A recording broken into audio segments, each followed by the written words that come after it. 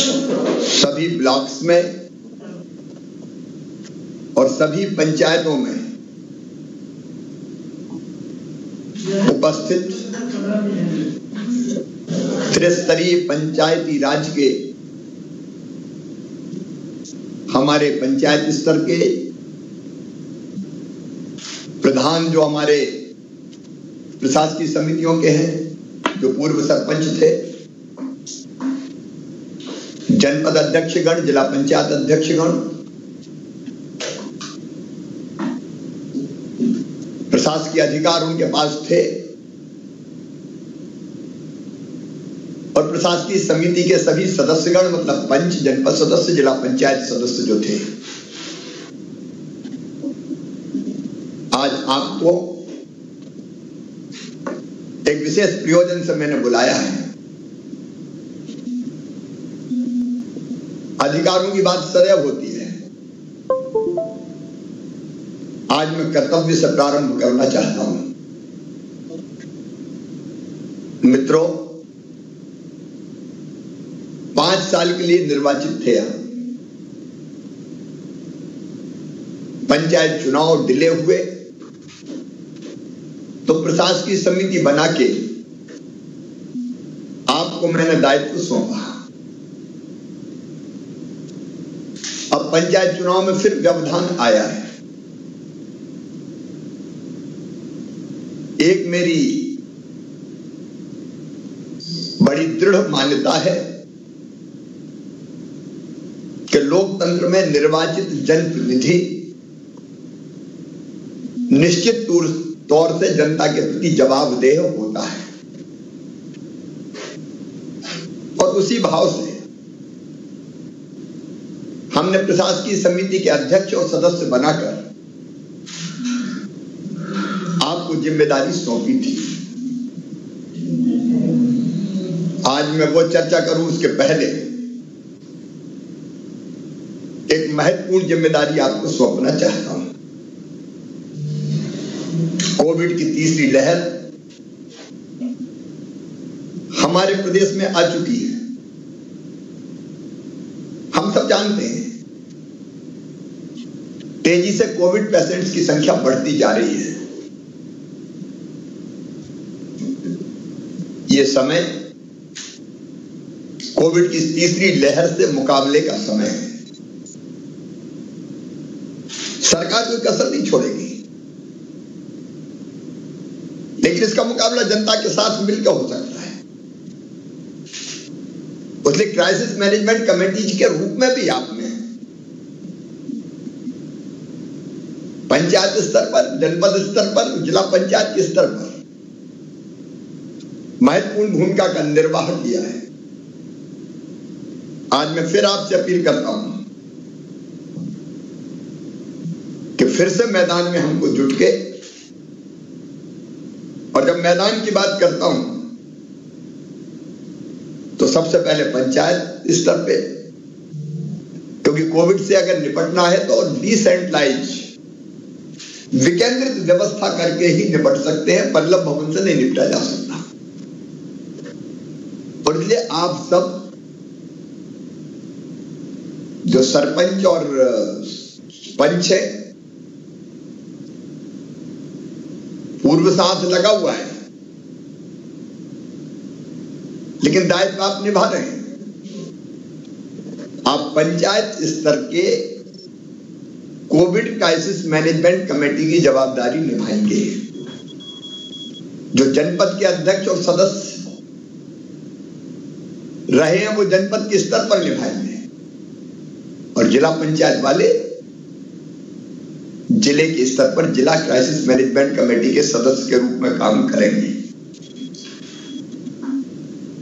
सजग रहना है, घबराना नहीं है, क्योंकि कोविड की यह लहर दूसरी लहर से घातक कम है। अस्पताल में भर्ती केवल 4% के आसपास लोग होते हैं, उनमें भी कई ऑक्सीजन बेड पे नहीं है, सामान्य बिस्तरों पर है। लेकिन सतर्क तो रहना है और मुकाबला करके इसको हराना भी है। इसलिए नंबर 1, जिलों को जो टेस्ट दिए वो टेस्ट कहां से पूरे होंगे? क्योंकि टेस्ट से ही पता चलता है कि कितने लोग पॉजिटिव आए हैं, नहीं तो वो घूमते रहते हैं तो बाकी को पॉजिटिव कर देते हैं। तो जिले के टेस्ट का लक्ष्य पूरा करना है ग्राम पंचायतों से। कलेक्टर ये सुनिश्चित कर ले, जिले के टारगेट भोपाल से तय होते हैं और कलेक्टर सुनिश्चित करेंगे किस ब्लॉक में कितने टीका लगे, कितने टेस्ट होंगे और किस पंचायत में कितने टेस्ट होंगे। और आपकी जवाबदारी है कि वो टेस्ट करवाएं, सैंपल मतलब लोग दें। दूसरा, गांव में अगर किसी को जरा भी सर्दी जुकाम या बुखार है, अब सर्दी जुकाम तो हम बिल्कुल साधारण मान लेते हैं, तो मैं आपको जवाबदारी सौंप रहा हूं, उनके टेस्ट आप जरूर करवाएं, तुरंत करवाएं। उनको प्रेरित करेंगे भाई दे दो, नहीं तो वो घूम के बाकी कहीं को संक्रमित कर देंगे। दूसरी सबसे बड़ी चीज जिसकी मैं आपसे अपील करता हूं, टीकाकरण जो होना है, विशेषकर रह गए लोगों का, बहुत कम लोग बचे हैं पहले और दूसरे डोज के लिए। जो पहले में छूट गया उनका पहला, और दूसरे का अगर समय पूरा हो गया तो दूसरा। और तीसरी बात, अभी स्कूल बंद हो गए तो कई बच्चे छूट गए, 15 से लेकर 18 साल तक की उम्र के। तो जो हमारे गांव में जो बच्चे स्कूल भी नहीं जाते, उनको ढूंढ ढूंढ के घर घर ले जाके टीका उनको लगवाएं। ये जवाबदारी आपकी है। कोई भी अपनी पंचायत में बिना टीके के नहीं छूटना चाहिए। अभी 15 से लेकर 18 तक के कवर करेंगे, उसके बाद फिर आगे कोई और गाइडलाइन आएगी तो उसके नीचे के बारे में भी विचार हो रहा है, लेकिन 15 से 18 कवर कर लें। जो हमारे जिला पंचायत के अध्यक्ष है, जनपद में जो है वो फीवर क्लिनिक की व्यवस्था भी जरूर देखें। फीवर क्लिनिक कलेक्टर से बात करके सब जगह होने चाहिए ताकि लोग टेस्ट करवाते रहें। कलेक्टर ये सुनिश्चित करेंगे कि 24 आवर्स में टेस्ट की रिपोर्ट आ जानी चाहिए ताकि स्प्रेडर के रूप में कोई ना घूमे। और रिपोर्ट आते ही ब्लॉक स्तरीय क्राइसिस मैनेजमेंट कमेटी के साथ समन्वय करके संदिग्धों की टेस्ट भी जरूर करवाएं, कॉन्ट्रैक्ट ट्रेसिंग जिसको कहते हैं। फिर एक काम और आपको करना है, अगर कोई पॉजिटिव आता है तो घर में आइसोलेट करना है। अब वो ढंग से आइसोलेट रहे, ये भोपाल से मैं नहीं देख सकता, आपको देखना है। उसके पास दवा का किट पहुंच जाए, आपके साथ प्रशासन के लोग रहेंगे, पंचायत सचिव, रोजगार सहायक, आंगनबाड़ी कार्यकर्ता, आशा कार्यकर्ता, लेकिन देखना आपको है। तो ढंग से वो अलग थलग रहे, मेडिकल किट मिल जाए, दवाई लेना शुरू कर दे। समय पे दवा शुरू होगी तो इन्फेक्शन नहीं बढ़ेगा। और अगर घर में होम आइसोलेशन की व्यवस्था नहीं है, एक आधी कमरा है, तो पंचायत स्तर की हमारी समिति ब्लॉक और या जिले से संपर्क करके कलेक्टर व्यवस्था बनाएंगे, उनको कोविड केयर सेंटर में भर्ती करवाएं। और कोविड केयर सेंटर के लिए एम्बुलेंस उपलब्ध कराना कलेक्टर की जवाबदारी है। अगर किसी को ले जाना तो ले जाके हम कोविड केयर सेंटर में एम्बुलेंस से भर्ती करवा दें, अस्पताल की जरूरत पड़े तो अस्पताल में करवा दें। एक और आपसे निवेदन है, अभी 1 महीना केसेस बढ़ने की संभावना है, तो कोविड के अनुकूल व्यवहार का पालन करें। मतलब गांव में भी मास्क लगा के रखें। हम जानते हैं कि नहीं लगाते लोग कहीं, तो मास्क लगा के रखें। भीड़ वाले कार्यक्रम ना होने दें, मेला ठेला ना होने दें। स्कूल अभी बंद है, शादी ब्याह में भी 250 से ज्यादा की संख्या आ रही है।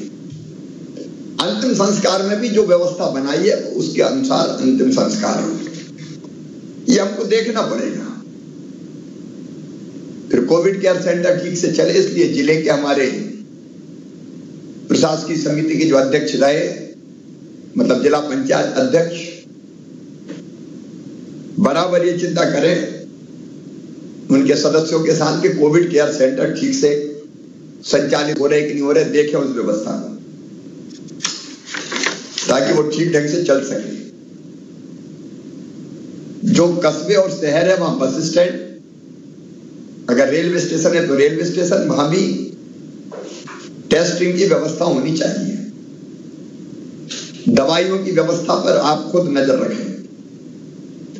एक जिम्मेदारी और आपको दे रहा हूं, जो होम आइसोलेशन में है, अस्पताल में भर्ती है, उनसे फोन पर बात करते रहे।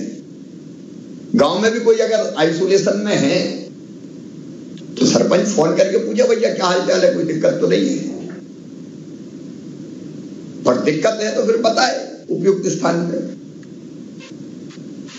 लेकिन बात अगर होती रहे और ये भी जान लें कि वहां डॉक्टर उनसे 2 बार बात कर रहे हैं कि नहीं कर रहे हैं, और नहीं हो तो तुरंत कलेक्टर को सूचित करें, ताकि वो व्यवस्था बनाई जा सके। होम आइसोलेशन में ठीक इलाज हो जाए तो अस्पताल की जरूरत ही नहीं पड़ेगी। और इसलिए मुझे लगता था कि बहुत जरूरी है। फिर जिले की जो हमारी टीम है वो देख ले, कोविड केयर सेंटर के साथ अस्पतालों में ऑक्सीजन की व्यवस्था, एम्बुलेंस की व्यवस्था,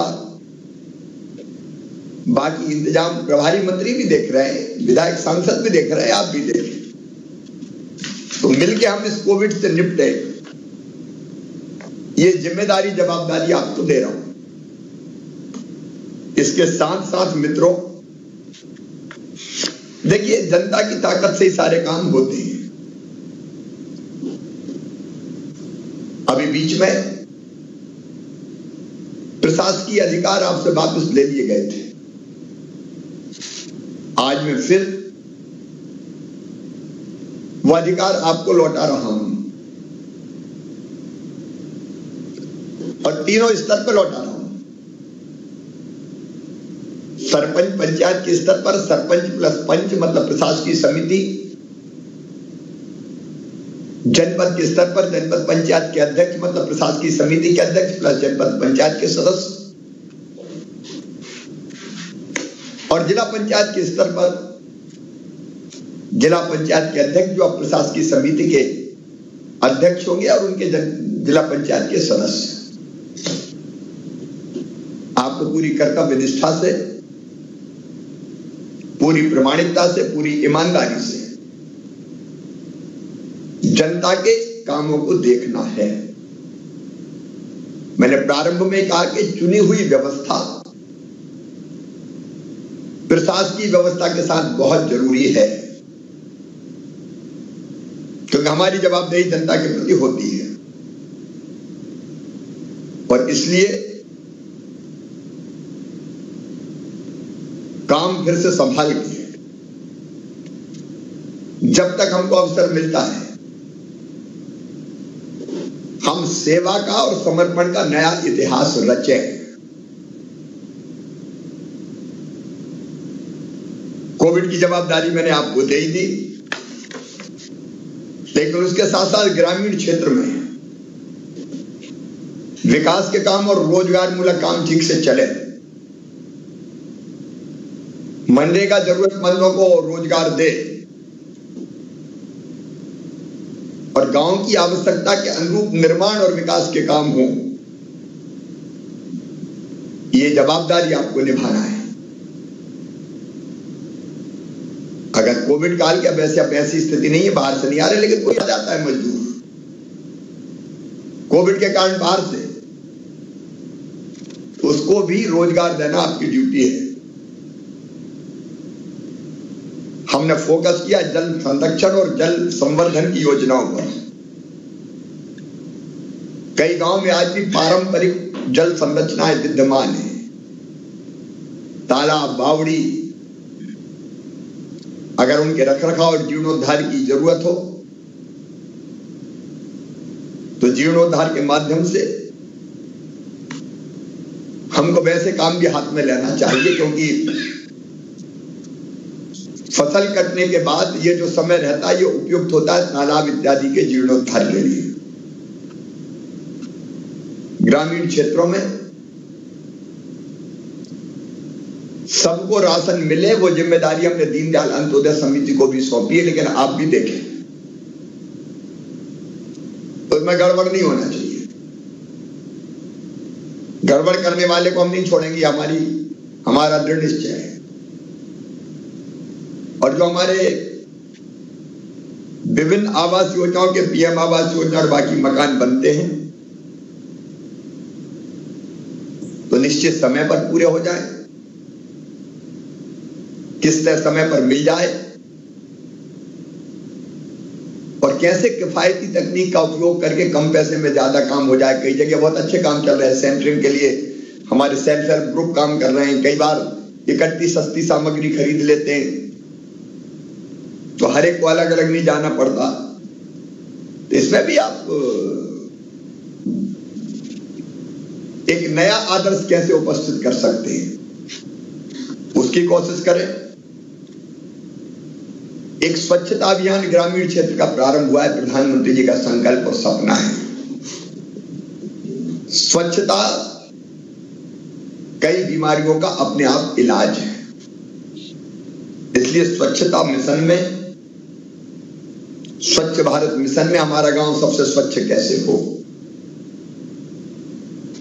ODF प्लस कैसे बने, ये सामुदायिक और व्यक्तिगत स्वच्छता के काम और योजनाओं का क्रियान्वयन वो भी आपको करना है।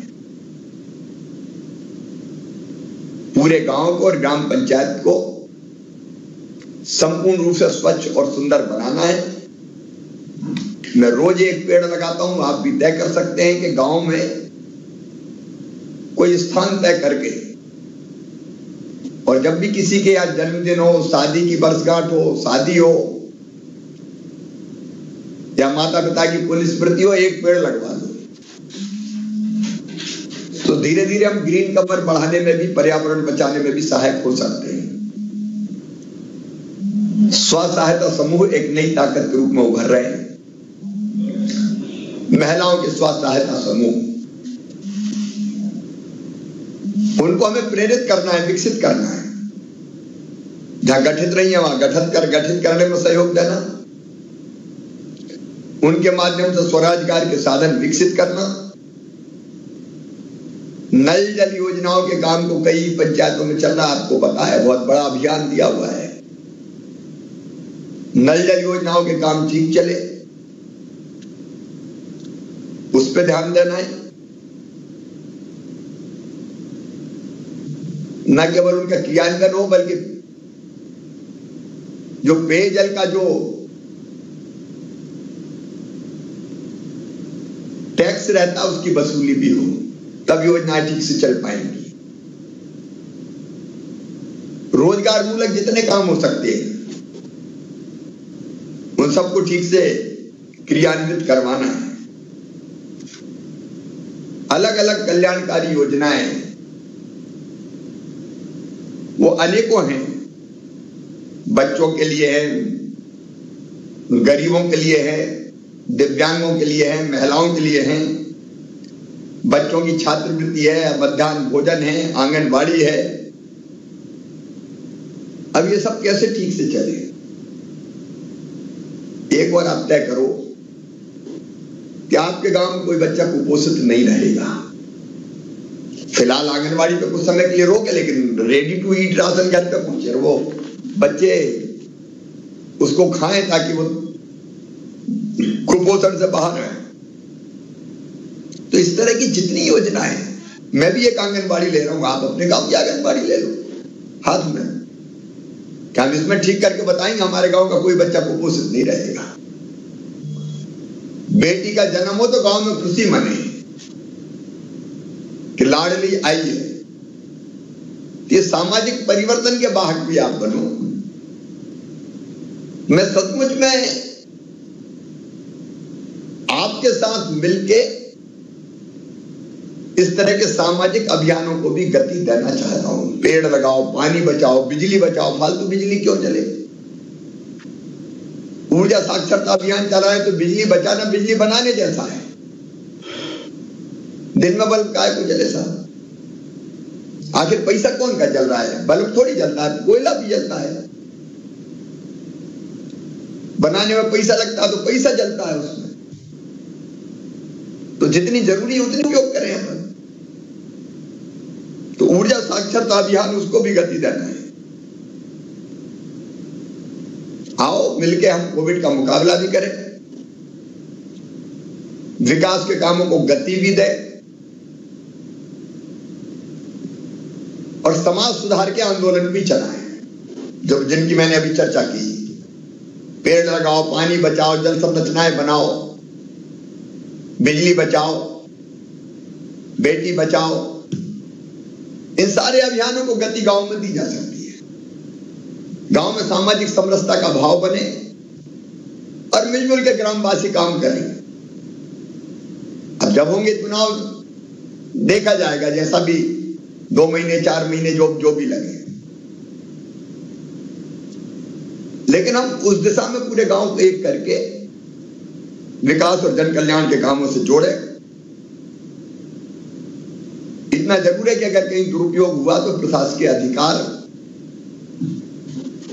दुरुपयोग करने वाले से वापस ले लिए जाएंगे। तो वो सावधानी रख के कैसे बेहतर से बेहतर काम करके आप दिखाएं, इसका मैं आपसे आह्वान करता हूं। और तत्काल आज ही अभी आपको प्रशासकीय अधिकार देने के आदेश जारी किए जा रहे हैं। बहुत बहुत धन्यवाद।